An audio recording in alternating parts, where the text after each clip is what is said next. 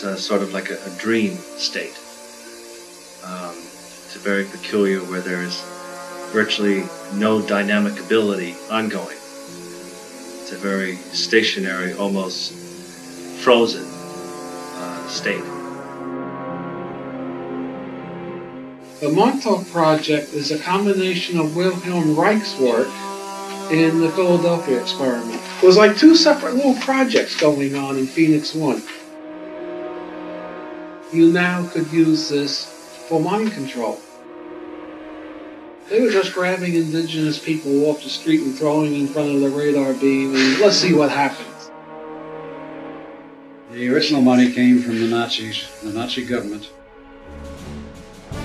Many of the scientists, the civilian people and scientists there, were all ex-Nazis who came from Nazi Germany, either after the war was over with Werner von Braun, or were snuck in before the war, as was Dr. Unterman and a few others.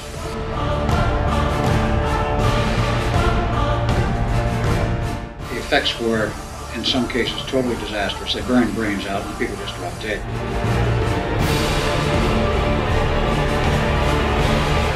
And they started going back in time, they started going ahead in time. They actually got the time machine.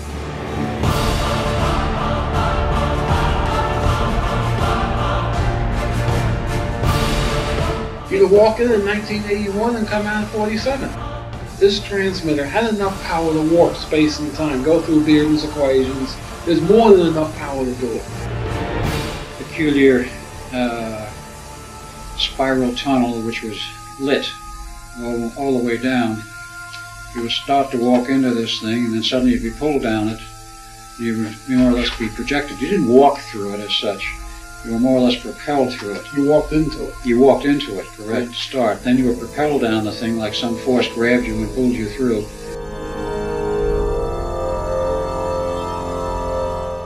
And you would go down this, and you would be propelled down this tube, as it were, this tunnel, which was not straight. It was corkscrew.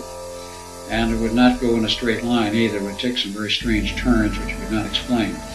But it did take turns, and you would come out at the other end, wherever you were supposed to come out, and meet somebody or do something at the other point. And did you have like a vision?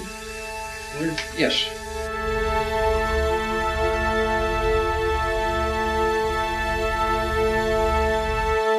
Decided to go into the final series of tests and preparation.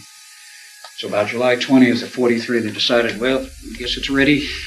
So they decided 22 July, got the whole crew together, selected about 12 individuals plus the two of us who were in the control room to operate all the equipment. So the fateful hour came. They ran the ship out into the harbor. The orders came via radio, fire up and go through the procedures, in which we did. The ship became invisible optically as well as radar.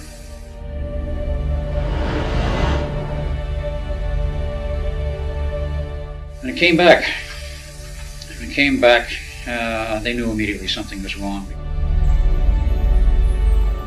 There were 4 men embedded in the decks, 2 in the steel decks on top, 2 on the bulkhead walls, and the 5th man had his hand jammed in the steel of the wall. He lived because they could cut his hand off and give him an artificial hand. People disoriented. Reports were some were floating around and finally got their feet on the ground. Others floated away and disappeared. The crew on the second test was a little larger than the first. And a number who were just plain totally insane.